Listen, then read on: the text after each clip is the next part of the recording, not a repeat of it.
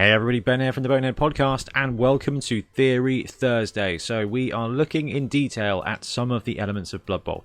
On a Thursday, we're going to get together, we're going to look at some theory, we're going to look at some tactics, we're going to look at some rules, and we're going to look at some statistics. And today we've got kind of a bit of everything of that. So one of the most ridiculous things about Blood Bowl is the ability to pick up one of your players and throw them somewhere else. Personally, I think you should be able to throw other people's players too, but apparently I am crazy. So, in the game, your trolls, your ogres, they can pick up your stunty players, most of them, and hoon them down the pitch. What we're going to do today is we're going to look at how good an idea that is. Throw a teammate, it's great, right? Let's find out.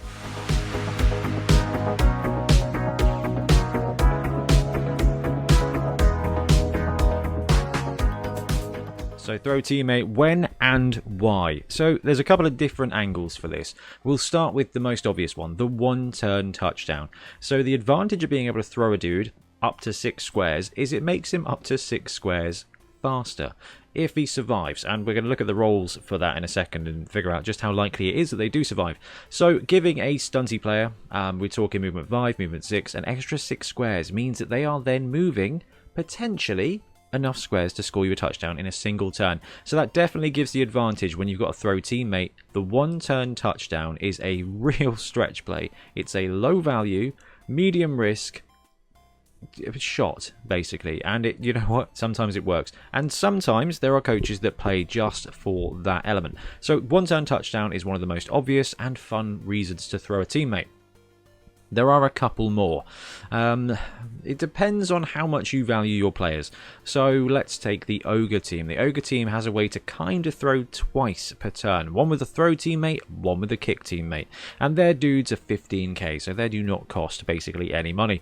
The advantage here is that if you throw a Noblar at a player, let's say a War Dancer, and they both end up injured, you are winning in that situation. So you've got an angle here where you can throw teammate at a cage, or at a defensive front for opponents. It's got a bit of scatter, and we'll look at that in a second as well.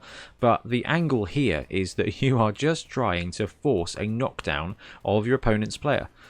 And it isn't even a turnover. So you kind of are using your guys as ammunition, and that is one tactic that I absolutely love. That's why Ogres are great. Kick teammate and throw teammate is 2 shots to destroy that cage, and then you just blitz in with an Ogre. Fantastic.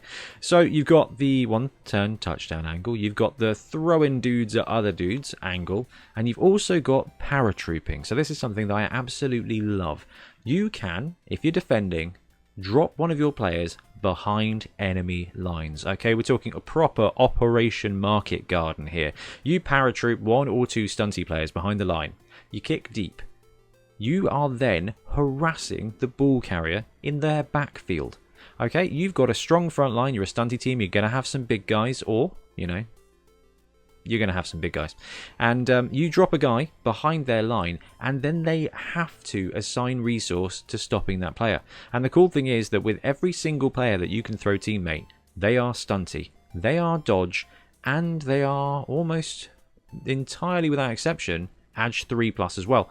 So that means that you drop that person, that player, behind the enemy lines. If they don't deal with him immediately, which is going to take 1 or 2 players, you are probably going to end up with a bad blitz on the ball, or just a couple of bad dodges to get onto that ball carrier. And every turn you are on the ball carrier, it causes your opponent to make extra activations to try and deal with your player.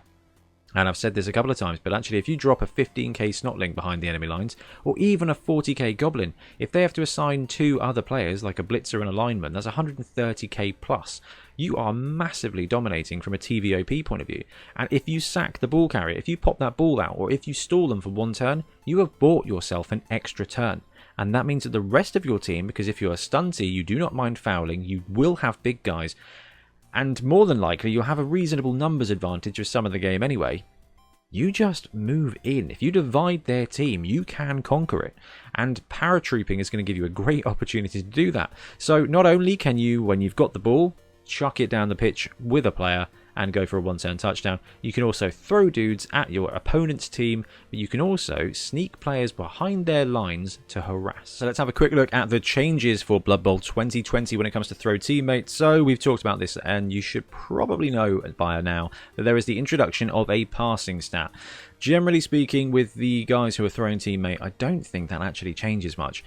Basically, the best passing stat you've got is a 5+, and that is for throwing things, including players. Tree men tend to start with strong arms, so they kind of get passing 4+ when it comes to hooning halflings. So the passing stat is separate to your agility now. But I don't think it massively affects anything. Landing modifications. So in the olden times, you simply rolled agility -1 for every tackle zone you landed in.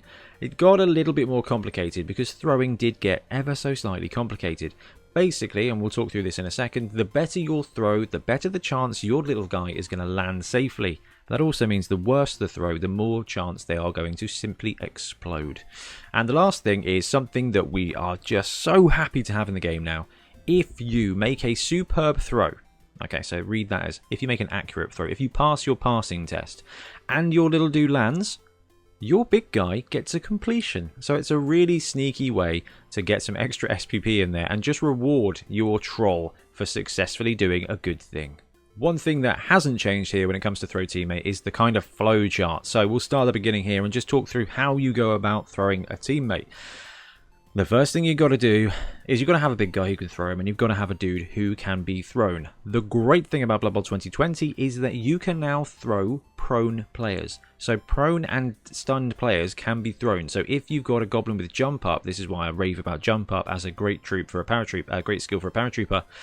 It doesn't matter. They don't have to stand up first. If you're going to be throwing them with the ball, obviously they have to be standing and they have to have the ball. But if you're just hooning a guy, you can just grab him off the floor, throw him, and if he doesn't die, he gets a chance to stand up. So pass your nega trait. Every big guy basically has a nega trait. Trees have take root. If you are standing next to the dude, it doesn't really matter. Ogres have Bonehead, so 2+ to do stuff. Trolls have really stupid, so a 2+ to do stuff if they've got friends, or they get a bit lonely and sad and can only function on a 4+. If you are playing Chaos Halflings in the secret leagues on Fumble, then your Chaos Spawn also have, they've got Wild Animal, which is very bad. So yeah, not so great for throwing with those guys. Then if you've got more nega traits, I'm looking at you trolls, you have to roll that as well. So you have to pass your really stupid, then you have to pass the am I going to eat this dude roll. Hopefully you'll be okay. Once you've done that, you can range and throw. So you can throw up to 3 squares for a quick pass and 6 squares for a short pass. Now a short pass is going to give you a -1 passing modifier. Exactly the same as if you were throwing the ball, which is nice that they've compartmentalized that so it matches up with the throw chart. So you measure, you determine your penalties, so -1 for each tackle zone and -1 if it is a short throw, and then you roll your dice. Regardless of what you roll, we'll look at the outcomes in a second, there will be some kind of scatter. Whether you drop the guy in place or whether you wildly, inaccurately throw him in a random direction. That can be a bit rough. Then they will have to make a landing roll, regardless, and if you throw well, they will land better. If you throw very badly, they are probably going to die. But if you do make a superb pass, if you pass your passing test or roll a natural 6 and then they land, you are going to get 1 completion point, which is fantastic because now at 3 SPPs you can take a random, and there's some big guys where actually a cheeky random strength upgrade is going to be fantastic. All that is a casualty and a successful throw teammate. So that has helped big guys ever so slightly creep their way up towards stats. Okay, so you've ranged and you're going to throw. These are the 4 different outcomes of your throw teammate roll. So this is the roll to throw the dude. On a natural 6, or if you roll equal to or above your passing stat after modifiers, it is a superb throw. Now, a superb throw is still going to scatter D8 3 times. It will be inaccurate. There is no way to pinpoint a target square and throw a guy perfectly there. But if you roll a superb, they're going to get better chance to land, and if they do, you're going to get SPP. So superb is super, superb is superb. That's what we're aiming for here. However, do not underestimate inaccurate. So inaccurate is if you roll less than your passing after modifiers. So most of the time you're going to be aiming for a 5 or 6 with your guy to throw a dude, and then 3, 4, 5 after modifiers are going to be fine. That's going to be inaccurate as well. They're still going to scatter and it's going to be slightly harder to land, but you are still going the right direction. If you roll a natural one, you will fumble your guy and he will just drop back round him. And if you roll a 1 after modifications or less, okay, so if you are in a tackle zone, If you are making a short pass and your roll ends, so if you're making a short pass and you roll a 2, it gets modified to a 1. It's not a natural one, so it's not a fumble. It becomes wildly inaccurate. Wildly inaccurate, basically, it's very similar to a kickoff. So your big guy accidentally throws him d6 squares in d8 direction. So it's very similar to a kickoff. It goes, and then it's going to be a bad landing roll. In that, wildly bad is -2 to land. So at the top here, you've got superb. So you've passed your passing test, or you've rolled a natural 6 because you're just that kind of guy. You get +0 to the landing. Now, we're talking about stunty players here, so generally speaking, that is going to be 3+. -1 for each tackle zone, sure, but still, 3+, that's not bad for a roll when you're a stunty coach. Inaccurate or a fumble, so if you don't nail the passing roll, they are going to have a -1 modifier to land. If you do manage to roll that magical 2 and get it reduced to a 1, and the dude flies away 6 squares in a random direction, d6 squares, and doesn't go off the pitch, he's going to land at -2. So that goes from a pretty comfortable 3+ to a pretty terrible 5+, and you don't even know where he's going to be. So enjoy that corpse on the pitch. So most big guys have loner, so we're going to ignore that for now, okay? But do remember that anytime you have to roll a loner, it's going to be a 3+ or a 4+ roll to actually get a chance to do it. I cannot be bothered to run those numbers as well. I think that's just too much right now. So we are going to pretend that your guy doesn't have loner, or you're just absolutely fine to take that gamble. So here, for rolling the superb, okay, so the superb is the best result. You get the best chance of landing, still scatters 3, but you get the best chance at landing, and you get a chance at SPP. If you're passing 5, 33% chance of a superb roll, 56% chance with a reroll. So that's your trolls, that's your ogres. Up here are your trees with strong arm. Okay, going for a quick pass, that's up to 3 squares. 75% chance of that being a superb pass. So realistically though, we want to be looking here with the short passes at -1. So trees, throw in a dude, short pass, 56% chance of a superb throw. So better than half the time, that tree is going to be forcing that halfling to land on a 3+. That is really good. You know, that's 6 squares. That is 6 squares. Quick throw, up to 3. Short, up to 6. 6 is probably what you're going to be doing. However, we've got a chance at SPP here for the big guys. And yes, it's a risk to hurt some of your stunties, but if you end up with a couple of loners, there's nothing to stop you just trying to kind of farm those SPP in your backfield with a quick throw teammate. Because that, if you've got a couple of trees that need some SPPs, you know, 75% chance of giving that dude a 3+ landing. On all a 3+, your tree just gets 1 SPP. And you don't need that many throws to be able to take a random skill. But ideally with a tree, you want to be saving to 18 SPP and going for that movement 3, right? But we've already talked about the fact that superb is awesome. That's what we want to be shooting for. But inaccurate is functionally the same thing, okay? It's slightly harder to land, sure, and you don't get SPPs. But the whole point of throwing a teammate a lot of the time, so, is to throw the dude at people, to throw the dude into the backfield, or to throw the dude to get a touchdown. All of those involve you throwing that guy that way. So whether it is a superb throw or an inaccurate throw, it's still going X squares, it's still going to scatter from where you want it to go. So we can actually add that up, because it takes it from, let's pretend that we're going for a 5+ roll here to make that throw. You know what? Anything but a 1 or a reduced to 1 is going to do the same thing. So it goes from passing 5+ to, you know what guys, essentially you're passing 2+, and that's awesome. So let's have a look here. So let's take the passing 5+, because that's the most accurate. The most common. Okay, so there's a 33% chance of a superb throw. There's a 50% chance on top of that. That is one plus the other of a 50% chance of an inaccurate. This is obviously a quick pass. It goes down ever so slightly for short. But for a quick pass, that means that there is an 83% chance of that throw being just fine to achieve those 3 squares forward. And if we have a look at the short pass, passing 5+, you can see that there is a superb chance of a 17, so a natural 6. Otherwise, there's another 3 results there. 3, 4, 5. 6 is going to give you superb, but 3, 4, 5 is going to give you an inaccurate pass.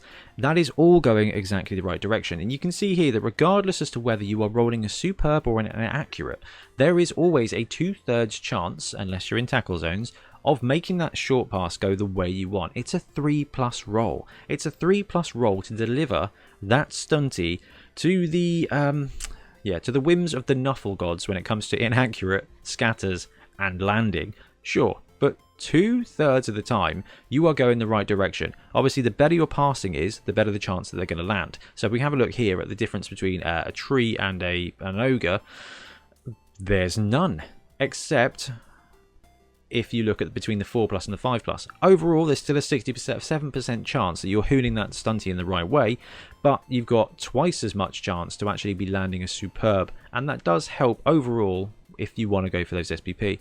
But quick pass, 2+, short pass, 3+, to get that dude that way. And once he's gone that way, let's have a quick look at the chances of him landing successfully. So superb on the left hand side here. Edge 3+ is generally speaking where we're going to be with these little dudes. So landing a superb, 67% of the chance. Inaccurate or fumble, 50% chance. And a wildly inaccurate, wildly bad roll is a 33% chance. If you've got an edge boosted guy or you're landing in a tackle zone, remember that if you -1 for each tackle zone you're landing in, means that cheeky 3+ goes to a 50% chance if you are superb. Inaccurate 33%, wild 17%. It's just 17% all the way down here. If you get an edge boosted stunty though and you want to chuck him around, superb is going to give you an 83% chance to land him, and that is just going to give you SPP after SPP for your big guy. Before we have a look at like the total result chance of you succeeding with your throw teammate, let's have a look at the scatter. Okay, so you are throwing this teammate. You pick a square, you roll the dice. After that, if it's an inaccurate throw or a superb throw, it is going to scatter. That guy is going to scatter D8 3 times. Okay, he's going to go here, he's going to go here, he's going to go here, then he's going to land. Okay, so none of those other squares, he's not doing stuff. Where he lands is where he lands. Normally, when you're throwing a teammate, you want him to stay evens. So you basically just don't want him to go backwards. You can range it out. 6 squares, plus 5 squares, plus 2 go for it. That gives you a chance at 13 squares, and that's going to get you the touchdown. Or if you're bombarding into the backfield, it doesn't massively matter where you go. You kind of range it the maximum you can and then see how it goes. So if we have a look at this, the chances of it going backwards, your player going backwards, is 37.5. Okay, 3 out of 8. 25% chance of them just going left or right, kind of staying where they are, and a 37.5% chance again of going forward. So if we have a look at the total percentage chance of one scatter, one of your 3 rolls, you get 62% chance of going forwards, not back. Okay, that's not bad until you do it 3 times. So 62% chance of going the right way or evens on your first roll. Then the second roll is 39%, and then it's a total of 25% chance for your guy to just not go backwards 3 times. 1 in 4 times, all of those rolls are going to be going forwards. So I know that that's not going to affect your decision making, because once you've thrown that guy, it doesn't matter. Once you've thrown the stunty in the air, it is down to Nuffle to determine where he's going to land, and 3 squares in any direction can give you quite a range. Ideally though, if you're scoring, you want to be going forwards, and you'll be lucky. So going forwards, 37% chance of the first one, 14 for them both to be forward, and 5% chance. So if you are in a position where you need all 3 forward squares, okay, whether it's diagonally right, diagonally left, straight on up, doesn't matter, 5% chance of you pulling off that forward motion to get you those extra 3 squares. That is how much better the Goblin Doom Diver is. Okay, swoop just gives you that boost of every one of these is going forward. Every one. So every time you throw that Doom Diver, it's plus 3 squares. Bear that in mind, because actually if you're going to be shooting for SPP, taking that quick pass is going to be much better for you than taking the short pass there. So if you don't need those 3 squares of movement, you know you're going to get it with swoop.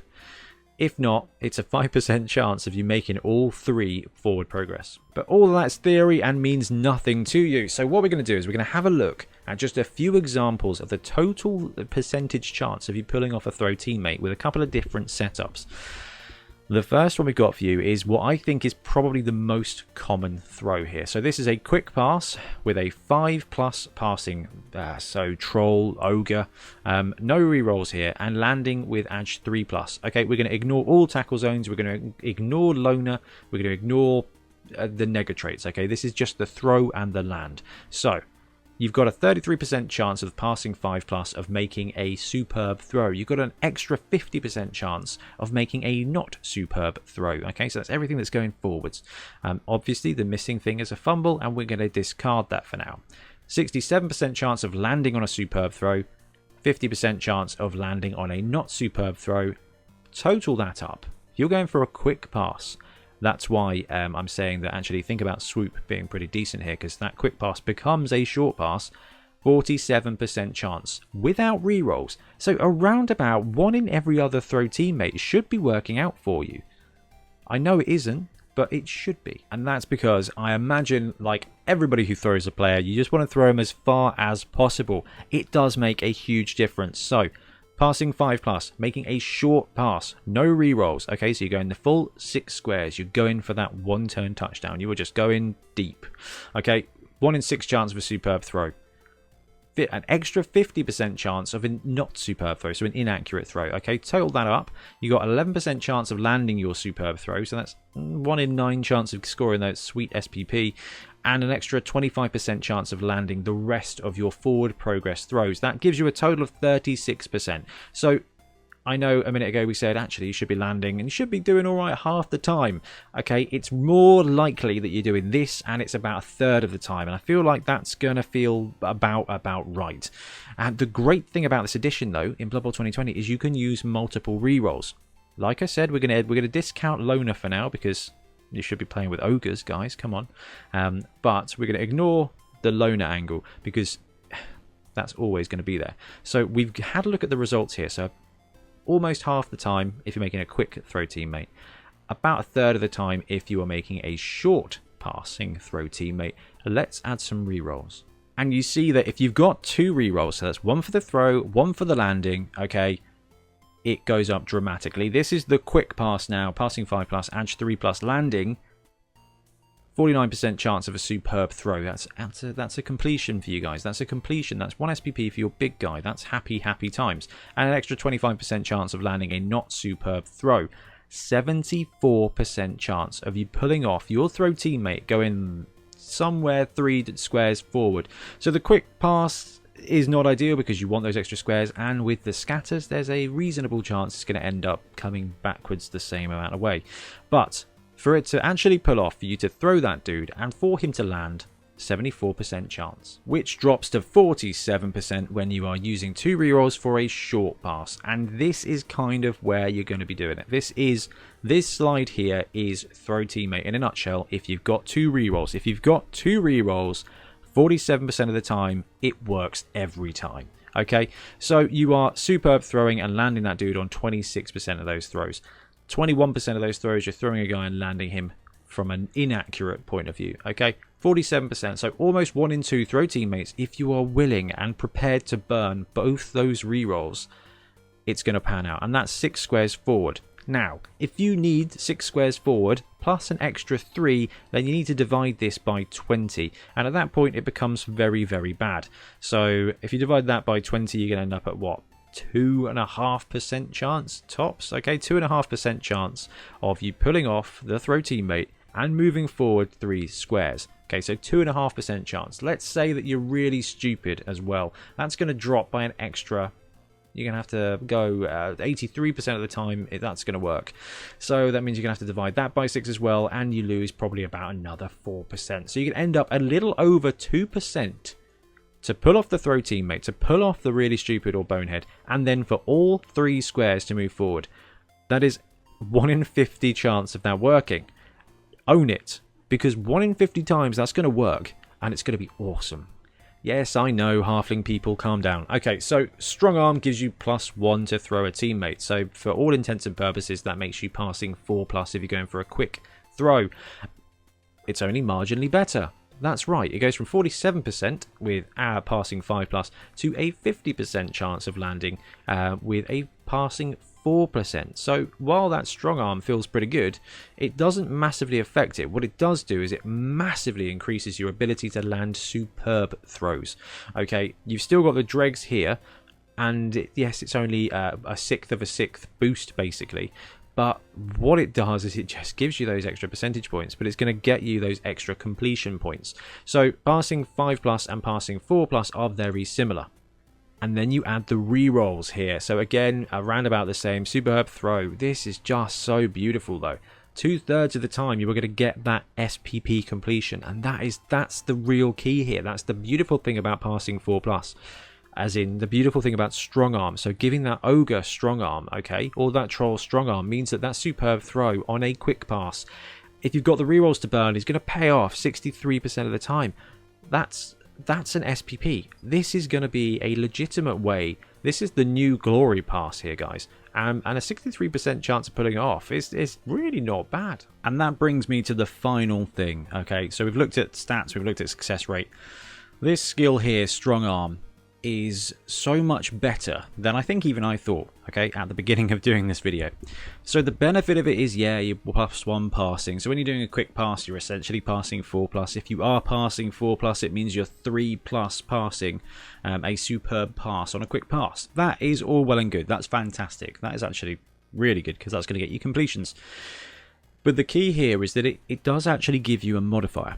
So you take the negative modifier from short pass and the positive modifier from strong arm, and they cancel out, which means it's better than +1 passing, because that modifier is eliminated. So to be fair, passing 5+ with strong arm is better than passing 4+, because if you are making a short pass with passing 4+, it's -1. So you're going to be succeeding a superb pass on a 5+, but it's going to be a wildly inaccurate on a 2. If you are passing 5+ with strong arm, it's +1 -1. It's just 5+, and that roll of a 2 is going to be inaccurate.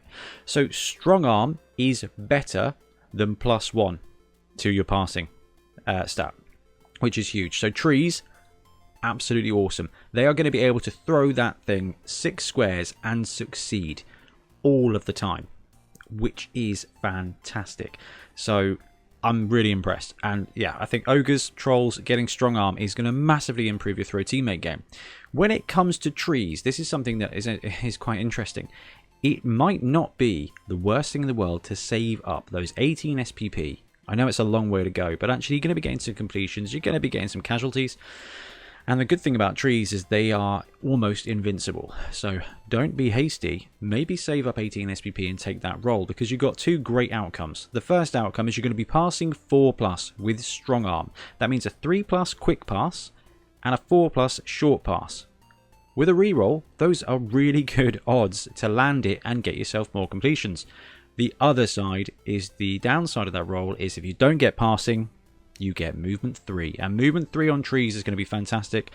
Trees don't get knocked down quite a lot, but actually there's going to be situations where you need to go for it to get your tree to be where he needs to be to throw the ball. That 1 extra movement is going to pick him up every single time, but also it gives you 1 extra square to be able to move to throw the person that you want to throw, and that is just incredibly useful. So throw teammate, it's going to work more often than you think. Shoot for superb wherever you can, because it's going to give you the best chance to land and the best chance to level up your big guy. And quite frankly, I think throw teammate may have got better in this edition because of those things, and I just can't wait to start paratrooping people left, right and centre. Anyway guys, I'm going to wrap up this video now. Thank you very much for watching. Please let me know in the comments what you think of throw teammate in Blood Bowl 2020, because it's a great element of the game. It's underrated and I love it. Anyway guys, I'm going to disappear. Thanks for watching, and we'll be back soon with more Blood Bowl content. Happy blocking, happy throwing. Thanks very much for watching. We really appreciate your support. If you want to support the show even further, please like and subscribe. It really helps us out. Or come and join us in our Patreon, link below, where you get early access to our content and monthly competitions. See you later.